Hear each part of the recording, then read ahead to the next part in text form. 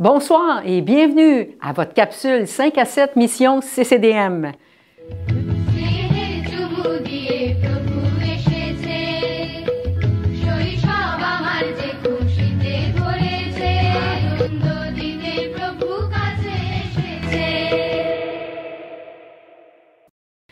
Une nouvelle année qui commence. Et pour bien entamer cette année, nous voulons vous présenter les missionnaires que nous soutiendrons tout au long de l'année. Et j'invite Joanne à venir nous commencer la présentation. En 2021, nous avons soutenu plusieurs missionnaires et nous continuerons à les encourager cette année. Nous parlons de Michel et Louis Charbonneau, qui œuvrent en Haïti depuis 1976 et qui impactent des milliers d'enfants, malgré vents et marées. Nous parlons aussi de Pierre et Marielle Paradis, qui ont complété leur terme en Afrique du Sud. Présentement au Québec, ils attendent de retourner en Afrique pour former les pasteurs locaux à structurer leur programme missionnaire. Nous soutiendrons aussi en 2022 Marie-Josée Danman, qui, du Canada, enseigne et forme les pasteurs de plusieurs pays par le biais de conférences virtuelles. Anne aussi et Jonathan Berceau, qui exercent en enseignement supérieur au Togo depuis 2009. Ils enseignent à des leaders provenant de plus de 20 pays différents de l'Afrique francophone qui viennent à la FADAT pour une maîtrise ou un doctorat. Aussi, Yves et Françoise Michaud, qui, eux, œuvrent depuis 2014 en Thaïlande. Nous encouragerons donc encore cette année un couple de chez nous, CCDM, Gabriel et Myriam Duchesneau, qui œuvrent en tant que pasteur à la SAR en Abitibi. Maintenant, je laisse la parole à Claude qui vous présentera le programme de parrainage ERDO. J'aimerais vous parler du programme ERDO. ERDO est en réalité une agence humanitaire des APDOC depuis 1983. Il y a 4 volets à ce ministère-là qui sont, premièrement, lorsqu'il y a des catastrophes naturelles, de pouvoir aider, l'aide d'urgence, ainsi aussi l'aide alimentaire. Il y a aussi le volet de l'approche communautaire qui aide beaucoup les communautés autour d'eux, dans le pays impliqué. Ainsi, ce qui nous concerne le plus, c'est le parrainage d'enfants. Le ministère s'appelle Child Care Plus. Pourquoi le plus? Parce que le plus, en réalité, c'est que l'enfant, lors de son éducation, apprend à connaître davantage la personne de Jésus. Et un de leurs adages, c'est que Jésus aime les petits-enfants, tous les enfants du monde. Et ce qui m'a amené à connaître davantage ERDO, c'est que lors de mon premier voyage en Haïti, j'ai rencontré la personne responsable de ce ministère. Et depuis ce temps-là, je parraine un enfant depuis plus de 20 ans. Et j'ai pu voir l'impact que ça, le parrainage de l'enfant, lorsque je l'ai rencontré 10 ans après, alors en 2010, lorsqu'on était d'un voyage. Et j'ai pu voir que ça a eu un impact sur sa vie ainsi que sa famille. Et ainsi, cet enfant-là est impliqué au niveau de l'Église. Et lorsqu'il a gradué, il a été aidé l'Église ainsi que l'école de Michel Charbonneau. Et nous parrainons ici 2 enfants de Thaïlande, de la famille Michaud, ainsi que 2 enfants d'Haïti avec le ministère de Michel Charbonneau. Fait que c'est ça. Est-ce que j'aimerais ça aussi vous parler davantage aussi de Mme Martha Das, qui est une missionnaire au Bangladesh. On a commencé à la soutenir depuis 2021 et nous allons continuer en 2022 de la soutenir. Elle est responsable du ministère, de fellowship chrétien national du Bangladesh et elle est impliquée beaucoup auprès des pasteurs pauvres de son pays. Même si sont différentes dénominations, elle a beaucoup de soutien auprès d'eux. Elle est très reconnaissante aussi de l'aide qu'on lui donne. Et j'aimerais aussi vous parler d'un nouveau ministère que nous allons soutenir en cette année 2022, celui Appui Point d'appui, qui est celui de Grant et Anne-Claire Freak, qui sont les nouveaux aumôniers auprès de l'Assemblée nationale du Québec. Ils sont là pour soutenir, encourager, écouter et répondre aux différents besoins des élus. Et la Bible nous encourage à prier pour nos dirigeants et en même temps ceux qui nos élus. Et c'est ce qui fait que c'est vraiment un ministère qui est vraiment très d'appoint pour vraiment dans cette nouvelle année qu'on voit que beaucoup d'impact pour avoir nos dirigeants et c'est important de soutenir ce ministère-là. Et j'aimerais aussi céder la parole à René qui va nous parler d'une nouvelle famille de missionnaires que nous allons soutenir cette année. Bonjour à tous, je suis très content de vous introduire Camille et Léon Kogia. Je les ai connus il y a près de 30 ans, mais tout début de ministère missionnaire en Chine.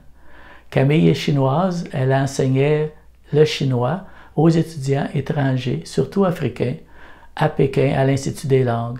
Et Léon était à ce moment un jeune étudiant universitaire qui venait étudier en Chine. Camille a reçu le Seigneur, Léon a grandi dans sa foi. Un peu plus tard, ils se sont mariés et ils ont commencé de servir le Seigneur en Chine dans des organisations chrétiennes. Et dans cette entrevue, ils vont nous raconter comment, malgré beaucoup de difficultés, par la foi, ils ont répondu à l'appel du Seigneur et débuté leur ministère. Et aujourd'hui, ils font un ministère excellent qui atteint beaucoup de familles et d'enfants. Alors apprenons à les connaître. First of all, I should say this is a calling from the Lord. I think it started from our marriage. And for me as a Chinese, I think this love for Africa, for Benin, for this land, you know, this love is not a natural love.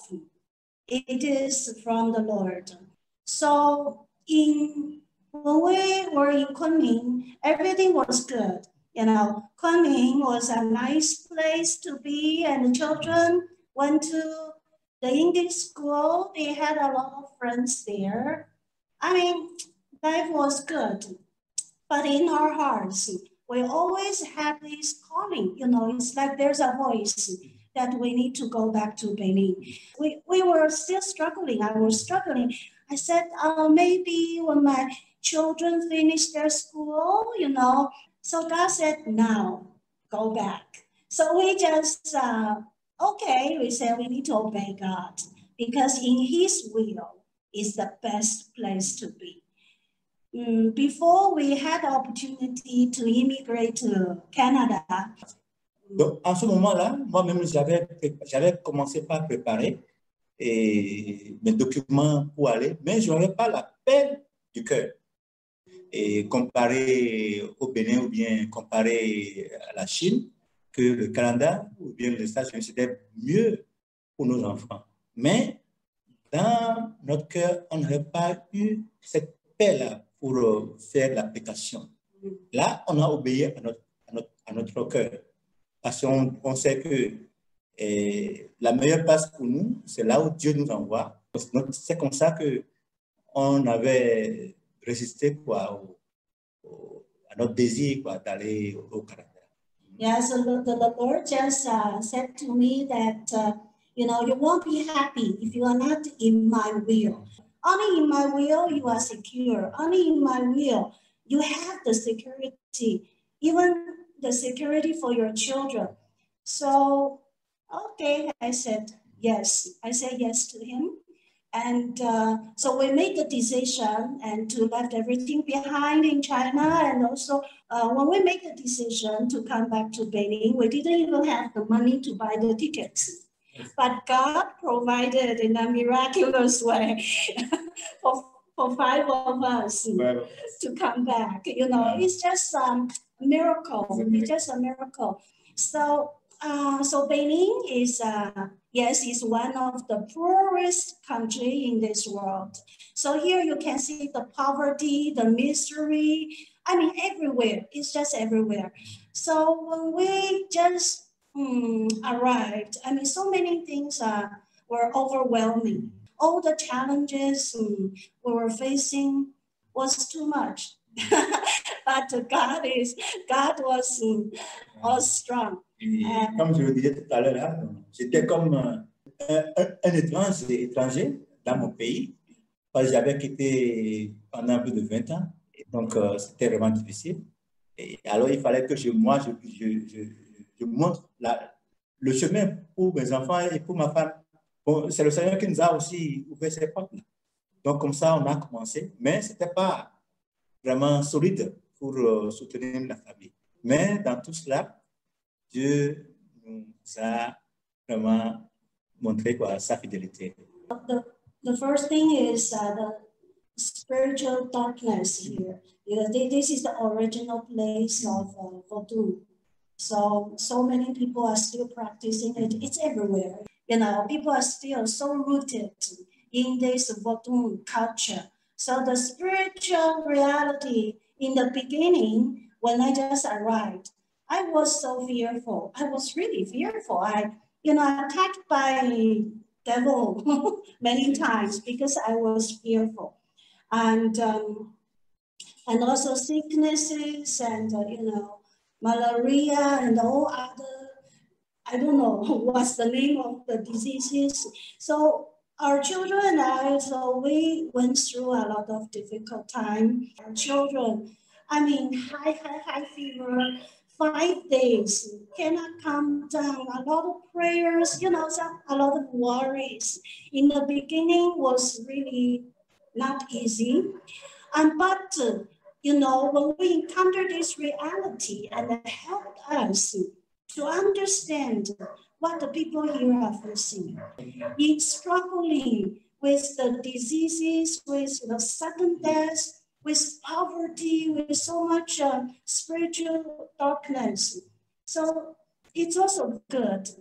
Et c'est de là où on a vu aussi les besoins des gens.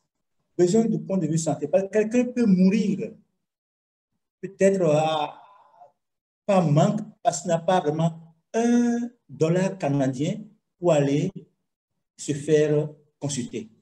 $1. Et comme ça, mourir. Ouais. Donc, il y avait cette pauvreté-là, il y avait la lutte quotidienne des gens. Les enfants ne pouvaient plus fonctionner bien, donc aller à l'école, parce que la famille est vraiment déstabilisée par la pauvreté également.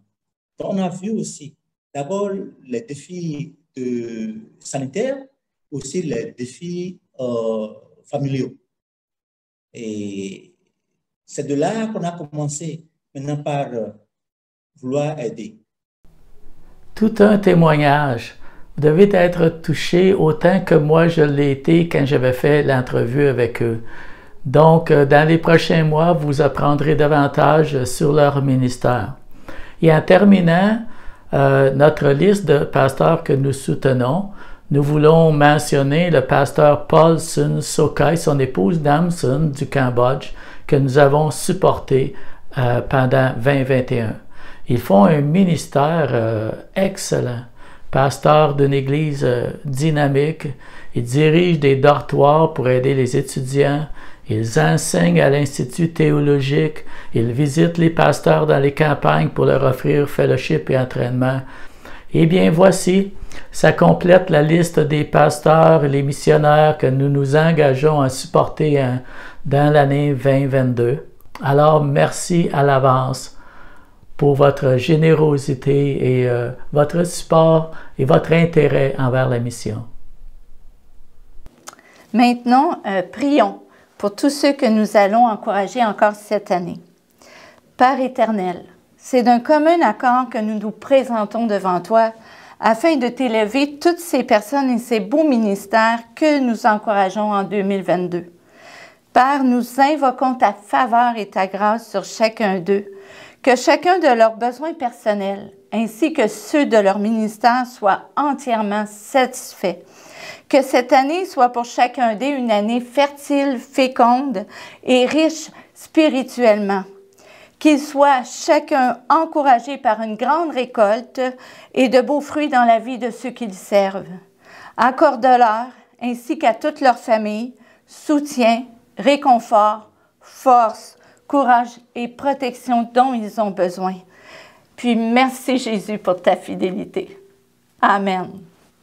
Maintenant que nous connaissons nos missionnaires, ceux que nous allons soutenir tout au long de cette année, commençons à prier pour eux et soutenons-les financièrement afin que leur ministère ne soit pas limité et que Dieu puisse, dans cette période difficile, opérer prodiges et miracles.